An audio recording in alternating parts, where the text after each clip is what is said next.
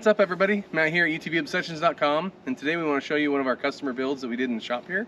It's a 2021 Polaris Pro XP. We've worked on this car since it had 0 mileage on it. Customer brought it to us first for the cage and some rock lights, whips, and some tuning with a clutch kit. It then came back to us not too long after, and we had a little bit of a motor problem with it. It ran itself out of oil, so we have gone through and solve some of those problems with the oil, and hopefully that won't happen again. So we're going to walk around this car and show you what all we did to this thing to kind of build it up for the customer the way he wanted it. So we'll start here in the front. We've got a TMW grill, TMW front bumper. We custom cut this hole in the front bumper because the customer, he likes his stuff really clean. Usually there is a winch plate and fairlead in there, but he doesn't need to run a winch because he's mostly doing it in the car and probably isn't going to need it. So we have a Baja Designs light bar in here that we cut and mounted so it fits nice and flush in there. No lights on top. Obviously you can see here that we've got all the powder. This is a HD teal from Prismatic Powders. The customer picked it out. We were stoked with it. We weren't quite sure, you never know how it's going to turn out until you get it. And when we got this thing back and got it in the sun, we were pretty impressed by that powder color. Then we'll go to suspension. We've got an ORB long travel kit. So this now takes this Pro XP from a 64-inch car out to a 72-inch car. Whenever we do the long travel on these cars, we convert the hubs over to a Turbo S hub so we can run a Turbo S axle. 2 reasons to do that. One, Super ATV long travel axles aren't quite long enough, so they pull out of the front diff. And 2, being that when you're out somewhere and you break an axle, those aren't easy to find. Turbo S axles, pretty much everybody stocks them. So we put a new Polaris hub on it, Rhino 2.0 full set of axles for the 72-inch Turbo S, and everything works really good. For the shocks, we sent those down to MTS Off-Road, had them revalved, rebuilt with their spring kit, of course. And then for ball joints, we do the Keller ball joints when we do these kits. This is one of the strongest setups that we've done. I actually have this on my personal car and have hit stuff so hard that I thought there was no way it didn't break, and it got us home. So that's about it for the front. The customer's got a Forworks carbon fiber hood on this thing, and yeah, I think that's all right. So we'll walk around the back a little bit. As you can see here, we've got some Packard custom beadlock wheels on it. We powder coated the drums to match the colors, the paint color on the car, and then obviously we have the teal on the beadlock ring. It really woke this car up a lot, not having just the basic blackened machine like everybody else kind of runs. The cage is an SF Raceworks cage. It's got, I think, a 43-inch light bar on that. And then we'll go back here to do the whips. We've got a set of Starlight 4-foot whips on this thing, color changing and everything. We run these in the Oregon dunes a little bit more because they have this protective tube around them, because our tree limbs are pretty rough on whips. Moving back to the rear suspension, these trailing arms are pretty beefy from ORB. Indestructible. You could land this thing on a rock. We've seen it happen in Utah.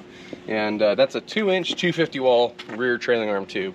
And then they also send billet sway bar links and billet radius rods, which is a pretty cool part of that kit. The ORB suspension kit is what we've been using on the Pro XPs, the XP Turbos, the Turbo S's. It's a really good, fully inclusive kit. So you get the suspension kit and you get all the components with it, radius rods, sway bar links, everything like that. All you have to do is buy the axles and ball joints separately from what ORB sells. And then back here in the back, we've got this beautiful new plate. Sometimes when we do exhaust on the Pro XPs, we've got Trill exhaust on it. And then we have a Dominant Design Co. new exhaust cover. So these guys are brand new. We've been getting a lot of their products. It's second to none, really good fit. Looks really good. It just cleans up the whole back of the car with that exhaust cover in there. They also have a full rear trunk enclosure that we'll be doing on this car soon. Then we'll move to performance. Trill exhaust is one of the first things we did to the car. A lot of these cars we get in, people want to do some stuff to them. We usually go to Trill Performance 3-inch turbo back exhaust.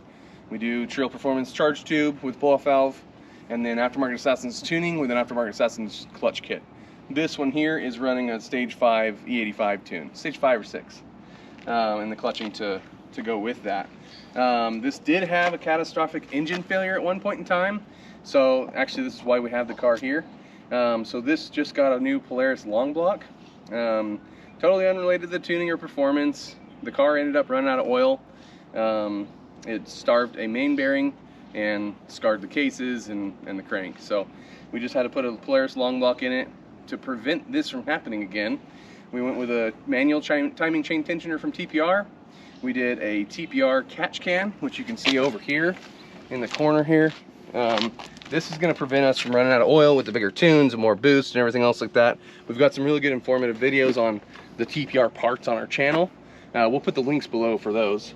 And then what else do we do to the motor? We've got a Garrett intercooler on it, the billet intercooler. Obviously those have a problem with the stock ones cracking, and then the motor ingests water, so we don't want that. As far as motor goes, this thing's pretty bulletproof for the power it's got. It's got stock crank and everything like that, but with just an 85 tune, everything should live and be happy. So we've got an RLB rear chase light on this thing, and then fire extinguisher with quick disconnect. Other than that, it's just going to be a really good dune car him and his family can enjoy, not have to worry about. This is a really good level of performance and reliability on this thing. You don't really have to worry about blowing it up because you got a little bit too much power for the stock motor or anything like that. Suspension wise, he's going to be able to hit anything at the Oregon Dunes and not really have a problem. Other than that, the only upgrade that we're going to do this far, we're waiting on a couple some tires for it. We're going to put some Rogue 12 paddle big boy paddles on it, a 33 inch, because now that the car is 72 inches wide, we don't have a problem with the tire size clearing. So these are 32 inch tires from Sandcraft. They've always worked really well, but the customer wants a little bit more height out of it to soak the whoops up and bumps and stuff we have in the Oregon Dunes. Other than that, we really appreciate you watching our channel. Like and subscribe if you like our stuff. We'll keep these videos coming. We like to show what we're doing in the shop here. We like to show off customers' cars. We really appreciate them putting it in our hands and trusting us with the build. And other than that, let's go ride.